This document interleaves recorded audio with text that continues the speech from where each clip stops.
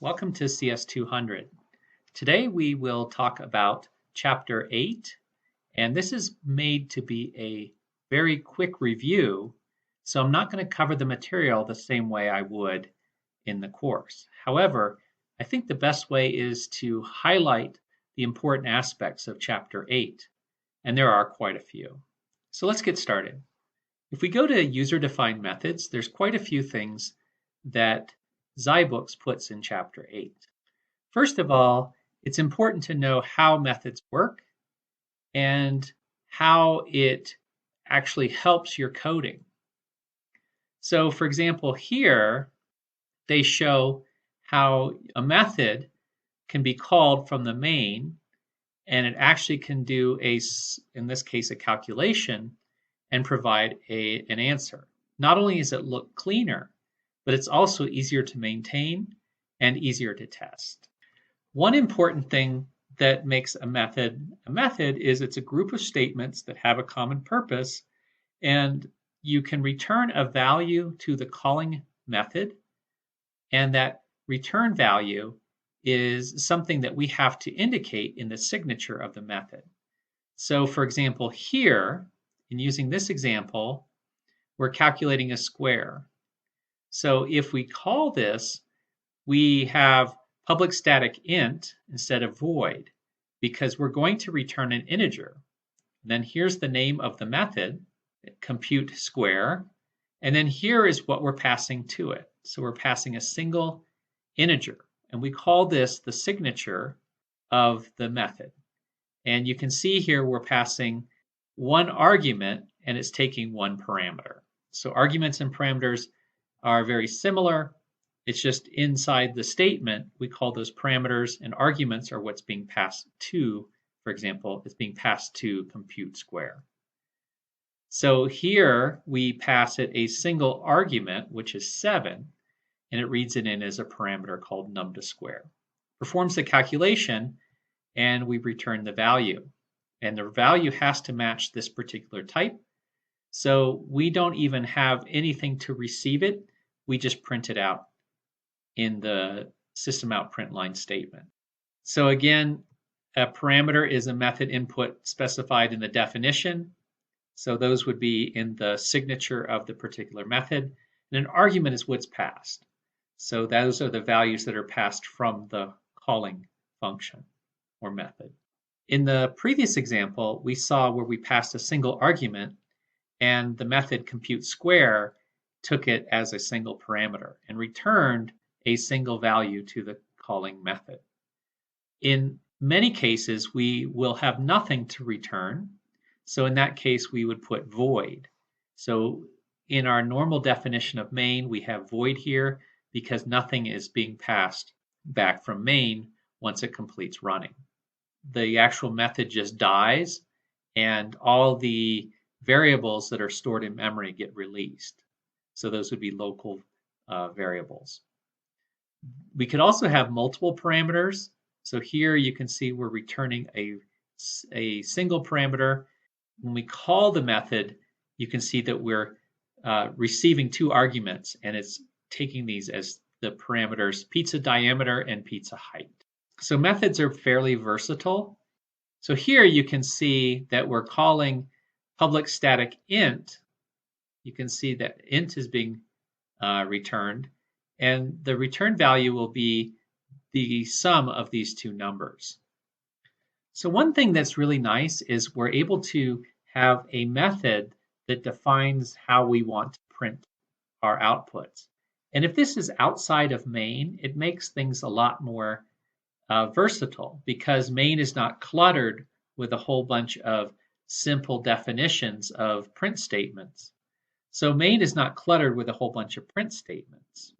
So you can see the difference here between calling a print method repeatedly, and you have another one here where it's a lot simpler and cleaner.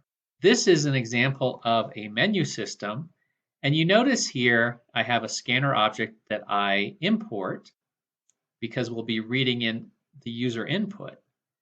I call this public class menu system, and we have a void And we have a print menu, which is not going to return any values. It's just simply going to print out the menu options. Inside of our main, we actually read in a value, and we set a Boolean value of quit to false. It's set to true if we select choice 4. And you can see here, if we order items 1 through 3, it will print out the item. If it's something else, it won't print it out. And if we put 4, it will quit. So if we compile this and we run it, we can see how it works. So I'm going to just choose choice 1 and choice 2. We can see it's given us the values we want. Choice 3 and choice 4 will give us a quit. If we want to run this again and put in some values that it can't understand, it keeps going because 4 is the only thing that will allow it to quit. So I put in 33, it doesn't understand. Let's see what happens if I put in a non-integer. Of course, it crashes because it's expecting an integer, but I'm passing it a double. It's as discussed in chapter 8.3 of why we would want to have methods. Okay, first of all, it helps with readability. Here you can see a calculation of calories that are consumed based on activity. And by putting the items down here, you're simply just making calls to other methods. And you can see this is fairly clean, what appears here in main. If we didn't do that, it would be far more cluttered. And if you compare these two, this is far harder to make changes to. It's far harder to test because lots of things could happen that are not isolated to a specific method. So here's also some redundant code in terms of calculations. With people who are learning to program, this is a fairly common occurrence, but we want to be good programmers, not just necessarily to get the program to work, but to be efficient and clean with how we write the programs. So the program on the right is more efficient in terms of layout and maintainability than the one on the left, which has redundant code. Sometimes we want to write mathematical methods. Now, I've taken the one here, which is the height converter, and I've done a couple of extra steps where I've created a separate method here that converts it back. So the purpose of this is to take feet and inches as read in by the user input, and then what it happens is it converts it from feet and inches to centimeters. And what I'm doing is I'm actually calling this method. So here is the original one, which we see in the Zybook, but I'm actually doing another one that's height centimeters to inches. This is a good way to test to see whether it's working correctly. So if I put in 6 foot 3 inches, you can see it calculates centimeters, and then I've added something that goes back to inches, and you can see I get the exact value. So 75 inches is 6 foot 3 inches. I could certainly write another method to move from inches to feet and inches. So what we have here is we have a way to calculate the feet and inches, and then I've modified it to actually have a nested call. So here we're using user feet and inches, which we've read in from the user. This is the call that's identical to here. And then I've written a separate method that will convert it back and print it out something else. This is nice for when we do calculations, because if I'm wrong, like say I want to be more precise, we say that centimeters per inch is 2.54, but what if it's actually 5.04 like this? So this might change our answer if we need more precision. So in this case, we have method called twice. So you can see here, I'm calling this particular method twice because I'm squaring two numbers, right? I'm squaring 7 and 9. So I pass it a single argument, which it reads in as this parameter num to square, does its calculation, and it returns this value, which as an integer, and it returns it in place so I can calculate C2. Once I calculate C2, I'm able to print that out. So when I compile and run this, it actually calls that method with two different values, and it gives me what I expect. Another thing that we need to realize is earlier we were calculating pizza dimensions, and when we did that, we came up with a pi value of this, which is not exact. It's just a rough estimate of what pi is. So we might do something like this.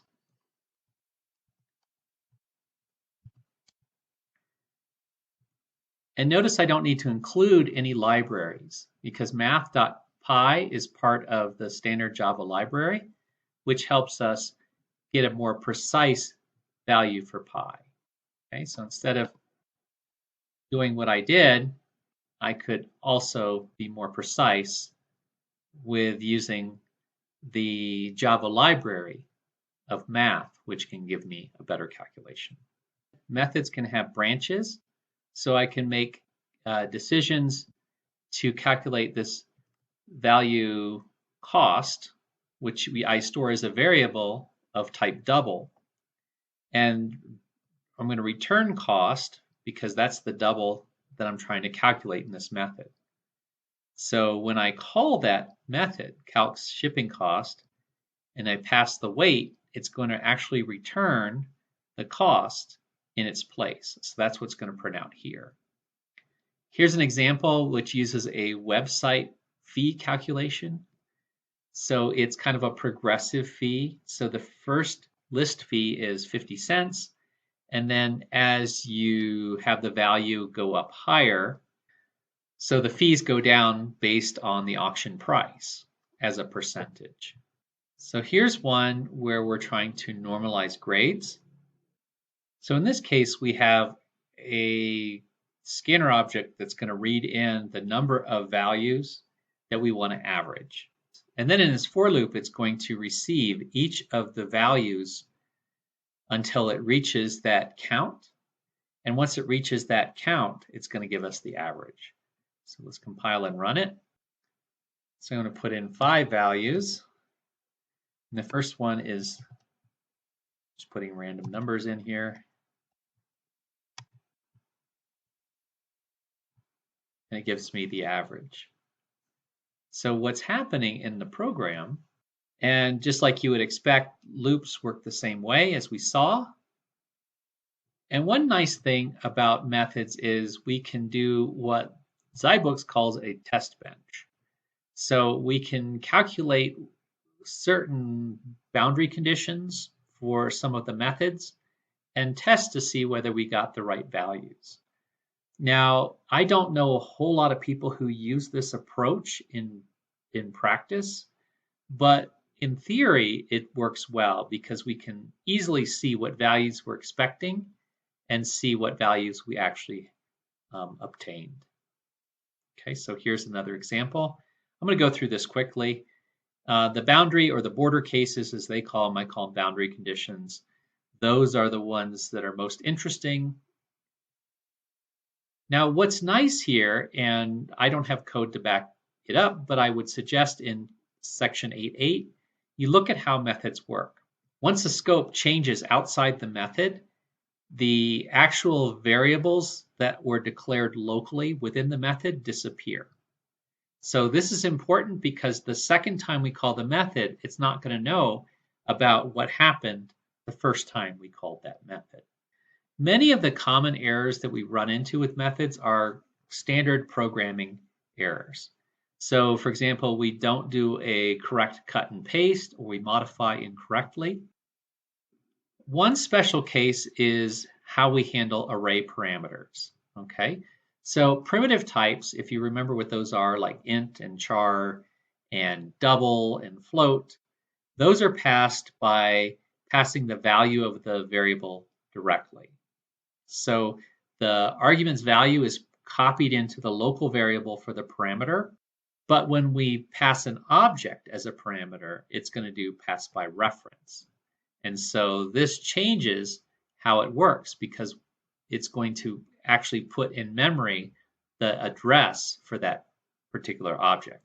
If you remember, a string is an array of characters. So here we're passing in an array of integers, which we're going to call array vals or ARR vals. And we can certainly do that. And what's going to happen is this is going to reverse whatever we pass in. If I run this, I'm going to enter in 8 values. So I'm going to put in, I don't know, 12, 24, 36, 48, 60, 72, 84, 96. And you can see it just reverses these order. And that's all the code's doing. You can see here what it's doing is it's actually doing more behind the scenes than you may see. The important thing here is we're passing an array of integer as our parameter, and it's making modifications to it. So when we call it, we get these user vals, which is our array of integers, and we read this in as ARR vals and make our modifications to it. What's important to know is the scope of variable and method definitions. So we call this the scope because the method has scope that's limited inside that method. So if we declare this CMVal in the figure 8.11.1, once we do that return, all the variables that we use, like toteInt and CMVal, they disappear once we do that return. And because of that, the method is not going to remember what's inside because once we return, everything is gone. So this could have some effects that we may not know about. One thing to note is even though we have our main here and we're doing this call here to a method below it, it's not going to run into any issues because it knows about what is inside. When we jump to another method, we will have scope inside this method until because it's going to remember until the curly brace. So if we return CMVal, then everything in here is going to be gone. One nice thing is we're able to overload methods. So for example, if we have these dates, we may want the date to print out in a different format. What's important to note here is we have print date here and print date here. Everything that's highlighted is the same. The only difference is here we have current month as an integer, and here we have it as a string. So you can see these two values. Let me use R. So here is what we have. And if I run this, you can see that the first time it prints it out as when we pass August as an integer of 8.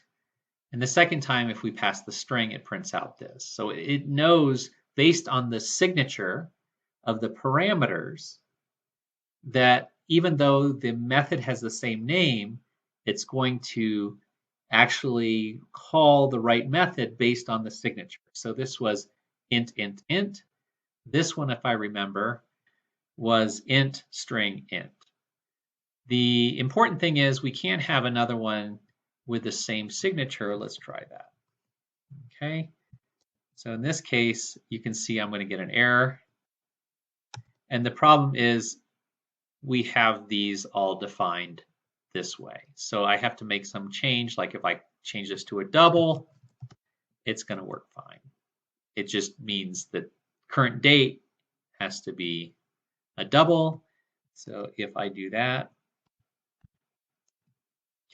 and I make the first value a double, and the second one has to be an int also. So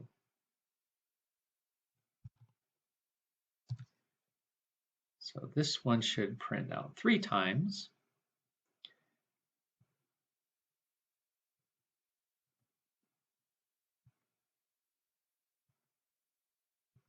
And it does. Of course, it looks kind of weird. It did print out using that third method's print function.